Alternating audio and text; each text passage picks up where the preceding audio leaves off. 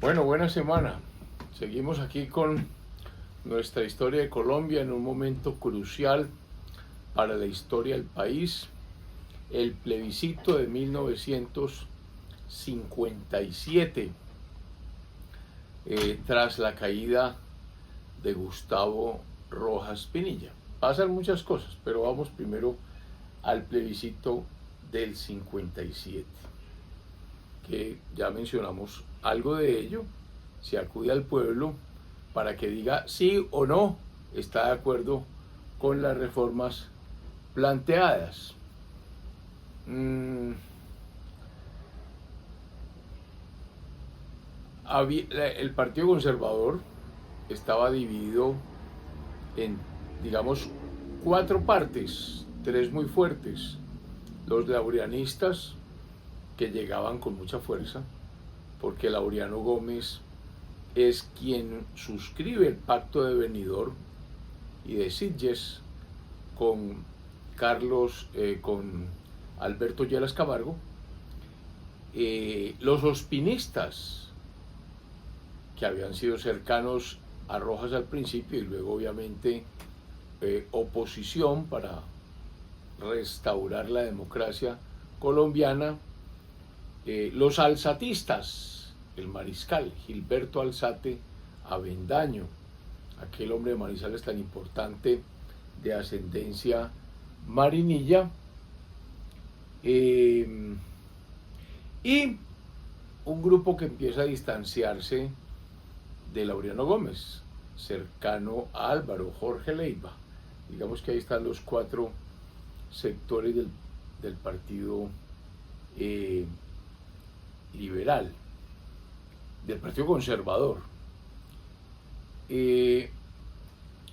Entonces, la idea es llevar el plebiscito en diciembre de 1957.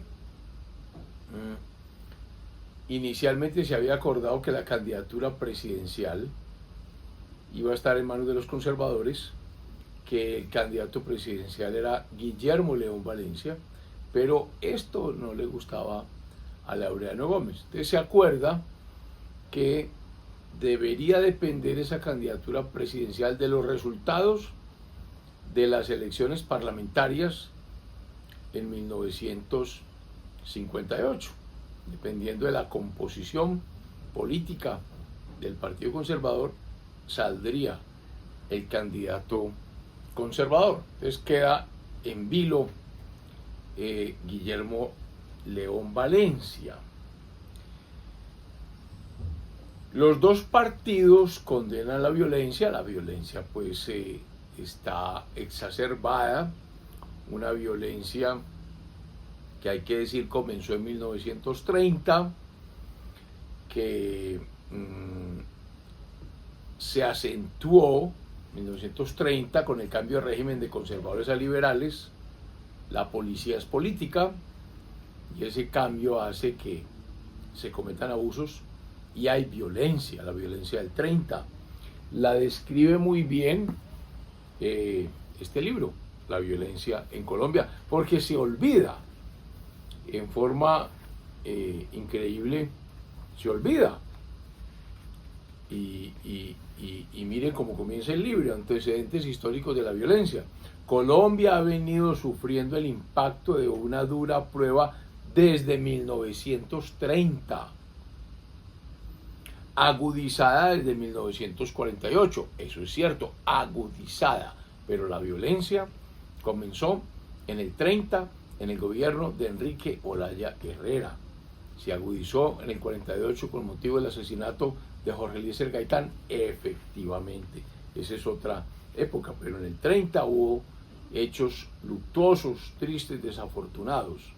Entonces, esa violencia también fue la que ocasionó el golpe de Rojas Pinilla en el año 53, por cuanto se había agudizado en el 48, por cuanto con la presidencia de Laureano Gómez, con la enfermedad de Laureano Gómez, queda un poco el país sin el conductor adecuado.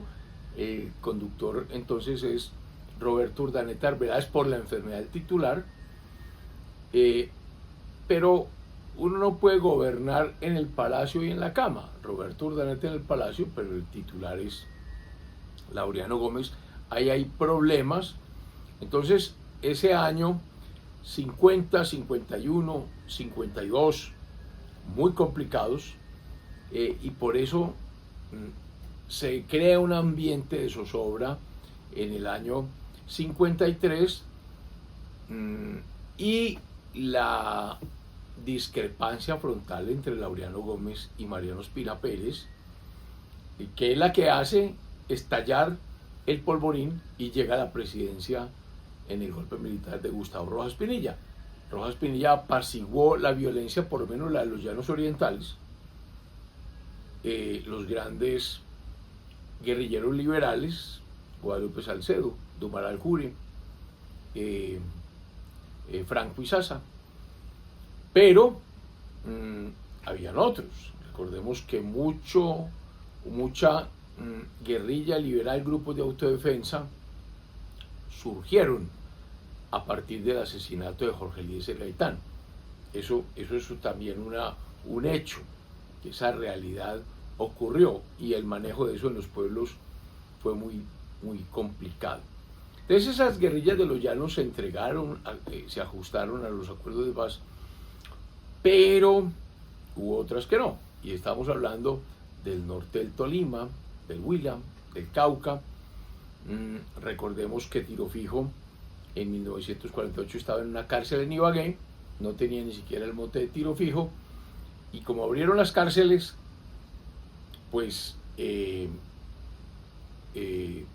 sale al monte y aparece pues la famosa leyenda de Tiro Fijo y la creación de las FARC después. Entonces, los dos partidos, para el retorno de la democracia, condenan la violencia y hacen un llamamiento a la pacificación nacional. Y aquí vamos a ver problemas severos, porque la caída de Rojas genera un malestar muy grande en muchos militares de bajos rangos, cabos, sargentos, soldados, porque adoraron a Rojas. Rojas se convirtió en un líder, y ya veremos las consecuencias de ese liderazgo. Y de ese abandono de cuarteles, de esos rojistas convencidos, van a surgir bandoleros. Entonces, miren las cosas tan complicadas. El Frente Nacional se crea para acabar la violencia política, pero surgirá un bandolerismo. ¿Un bandolerismo de qué tipo? Ya más conservador que liberal, porque Rojas Pinilla era cercano a los conservadores. Recordemos la alianza Rojas-Ospina. Entonces vendrá un bandolerismo más conservador, desafortunadamente. Lo cierto es que ese pacto de San Carlos de que hemos hablado, lo que hace finalmente es agradecerle a la Junta Militar por devolverle al país el gobierno civil y democrático, y se cita al plebiscito. ¿Sí o no está de acuerdo con esto? Votaron a favor de la reforma constitucional, porque era una reforma constitucional de la constitución que regía. La última reforma había sido en 1945, la reforma de López. López había hecho reforma, la del 36 y el 45. Votaron 4.169.294 colombianos sobre un total de sufragantes de 4.397.090. Fue una gran votación. Solo hubo 206.864 votos contra el plebiscito, que correspondía solo al 4.7% del total. ¿Quién es el gran ganador con los resultados plebiscitarios? Indudablemente el doctor Alberto Lleras Camargo, que fue quien lideró todo este asunto, quien concertó con la ANDI, con FENALCO, con los colegios de abogados. Aquí jugó un papel muy importante el Colegio de Abogados de Medellín, con gremios, con los estudiantes. Recordemos la ovación que recibió en la Plaza de Toros la Santa María, que después ocasionó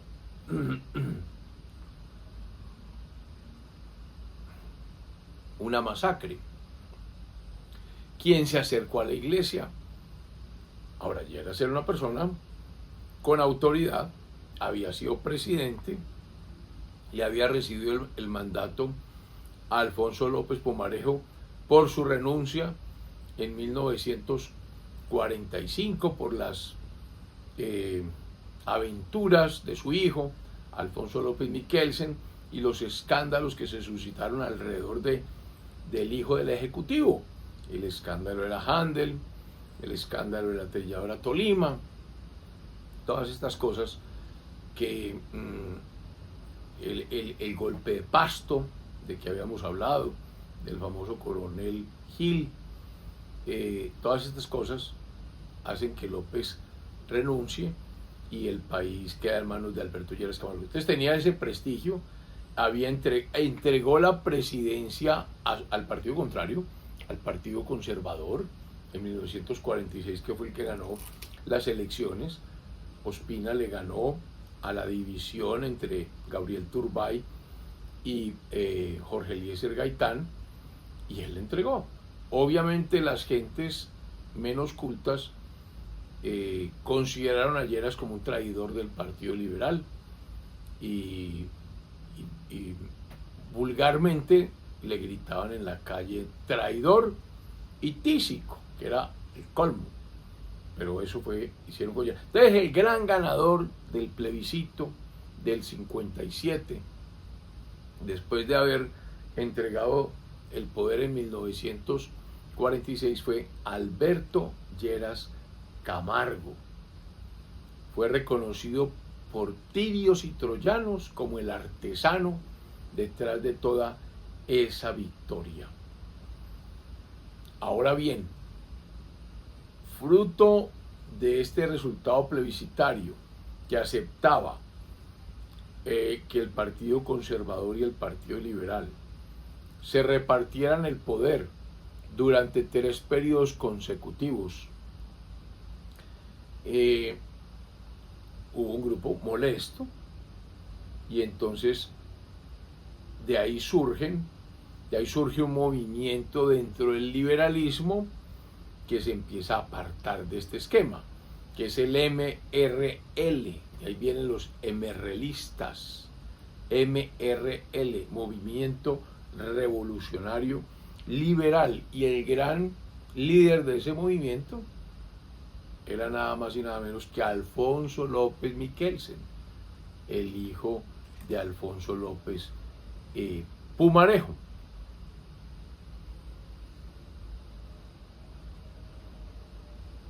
En otro aspecto fundamental de ese plebiscito fue que por primera vez votó en Colombia la mujer. Entonces la mujer se volcó a votar, dándole su apoyo al plebiscito del año 58. Obviamente los líderes políticos salieron a hacer campaña por el sí, por el plebiscito. Alberto Lleras Camargo, Mariano Ospina Pérez, todos salieron a hacerle campaña. Guillermo León Valencia, estos grandes jefes salieron, pues hasta el mismo Darío Echandía, Carlos Lleras Restrepo, todos estos personajes salen y la mujer sale masivamente. Entonces fue una votación impresionante. Gana pues el plebiscito, o sea que viene un nuevo esquema para la historia política del país, el Frente Nacional, la alternancia, no más violencia, no nos vamos a matar, vamos a que el Partido Conservador gobierne en el 58 hasta el 62, luego el Partido Liberal del 62 al 66 y luego el Partido Conservador del 66 al 70. Inicialmente así estaba planteado el Frente Nacional. Eso fue en diciembre del año 57 y así se aprobó, recordando que el partido que ganara tenía que darle una participación efectiva al partido contrario de acuerdo a los resultados electorales, y la creación, que esto fue muy importante, de la carrera administrativa, de que los porteros no tuviesen que temblar porque había un cambio de gobierno.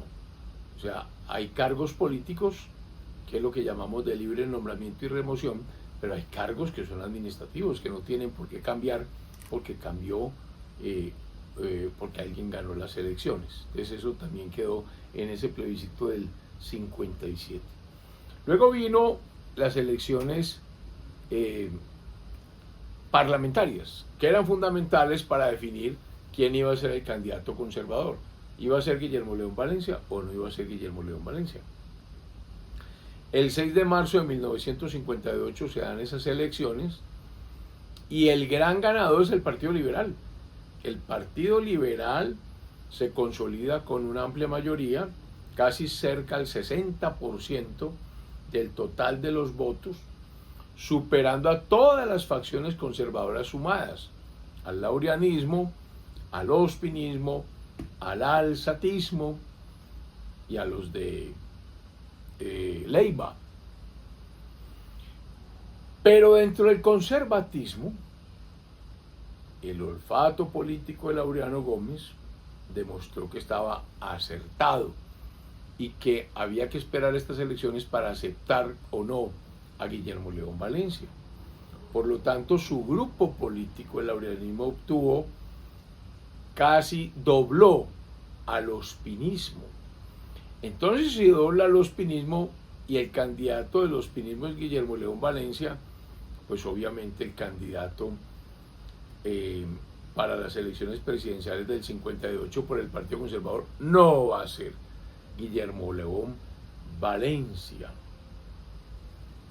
Inclusive el ospinismo estuvo muy cerca de la votación de los seguidores de Jorge Leiva. El ospinismo le fue mal.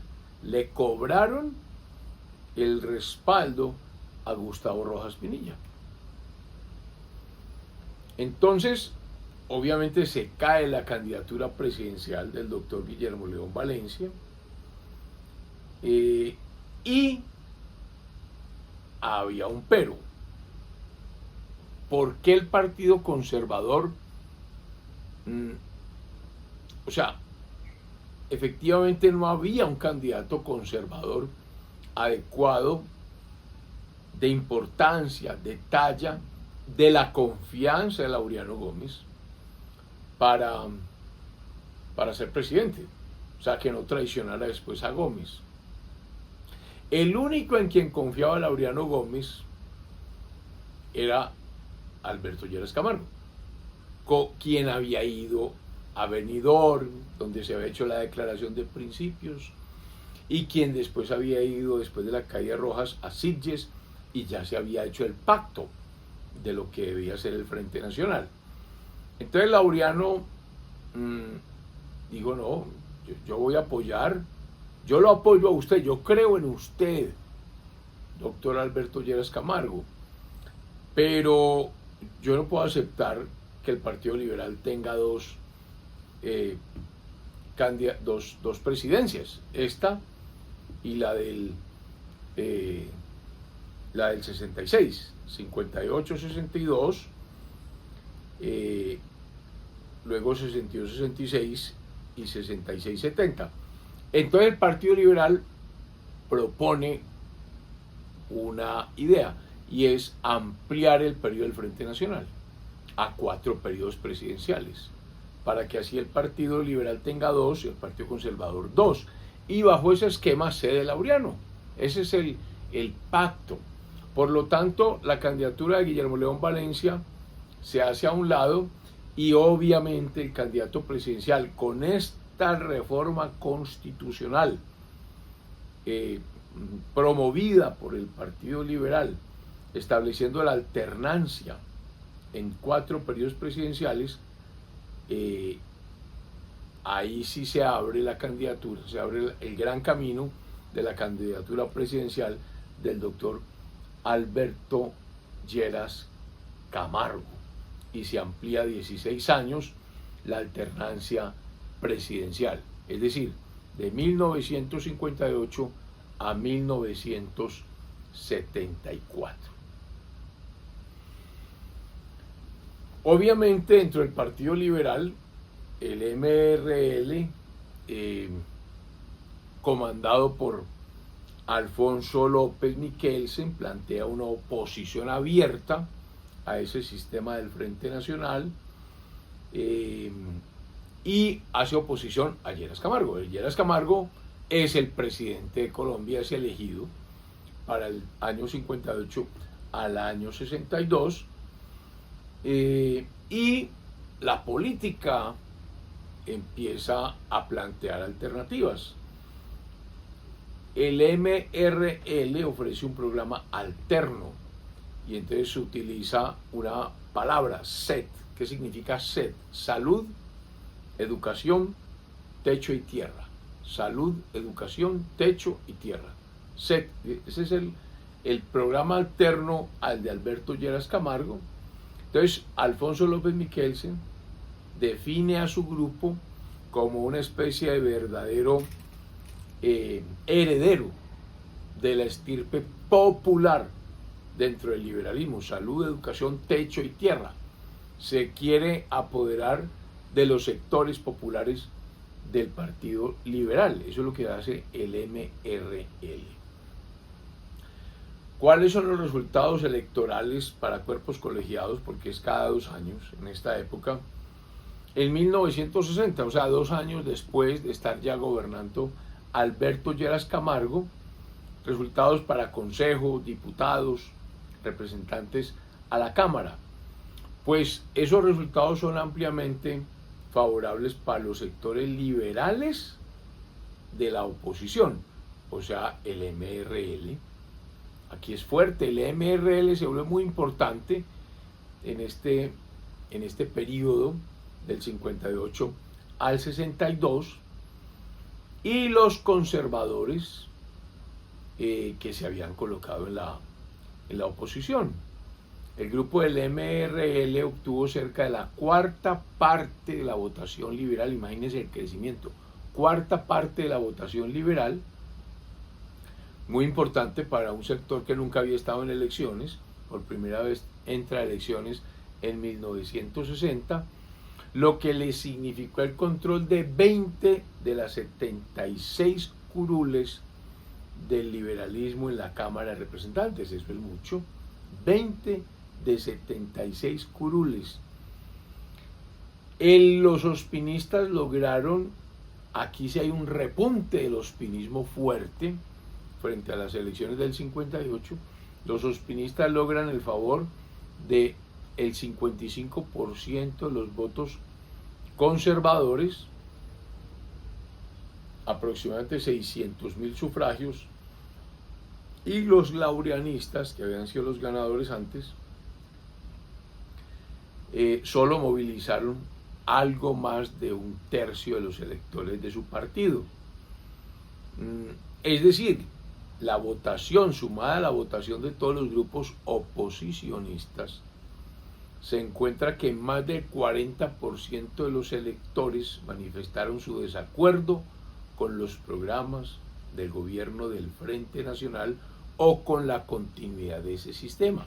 El Frente Nacional arranca a los 2 años de gobierno con serios problemas. Ya tiene mucha gente en contra, y entonces comienza un progresivo, lento, programa de descomposición política de esa coalición bipartidista. ¿Quién más aparece en 1900 en este periodo? Vienen las elecciones del 62 para presidente. Le toca al Partido Conservador. Aquí dará la pelea Guillermo León Valencia. Aparece la ANAPO, Alianza Nacional Popular. ¿Quién es la ANAPO? Rojas Pinilla. Recordemos que Gustavo Rojas Pinilla sale del poder en el año 57 y el Congreso de 1958 comete un error. Y aquí el tacto político tiene que ser cuidadoso, porque viene el juicio a Rojas, y ese juicio a Rojas fue un fracaso. No, la historia dice que no estuvo bien organizada la acusación y que se lució mal la defensa. O sea, termina luciéndose Rojas Pinilla, y entonces eso le da un aire muy importante, y eso implica el retorno de Rojas Pinilla a la política, después de haber sido tumbado por la Junta Militar, por el Frente Nacional, y aparece en escena política en 1962. La ANAPO había sido fundada desde 1960 con motivo del juicio a Rojas, a la Alianza Nacional Popular.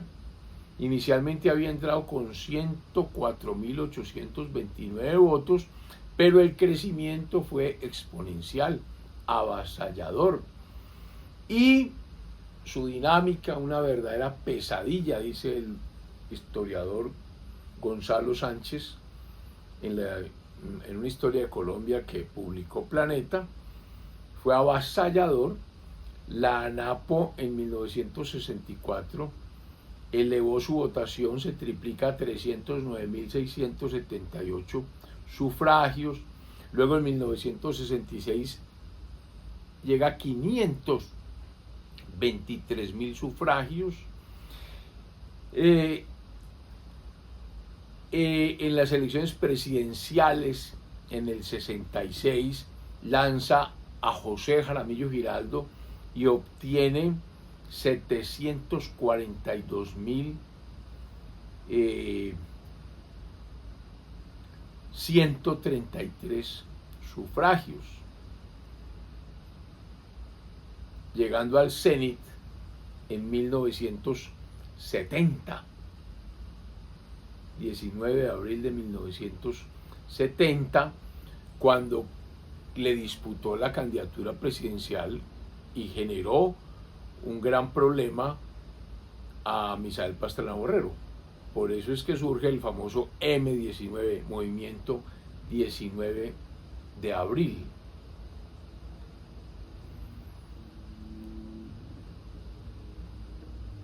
Bueno, vamos a dejar hoy acá para seguir hablando de estas tres cosas. ¿Quién es el candidato presidencial? Vamos a ver que definitivamente ya sigue un candidato conservador, que ahora sí, en 1962, es Guillermo León Valencia. Y obviamente viene el repunte del ospinismo sobre el laureanismo. Este viene el periodo de Valencia con Ospina en 1962, y está planteada ya la división conservadora en forma muy clara entre laureanistas, ospinistas y alzatistas. Buena semana. Si te gustó este video, favor darle like y suscríbete.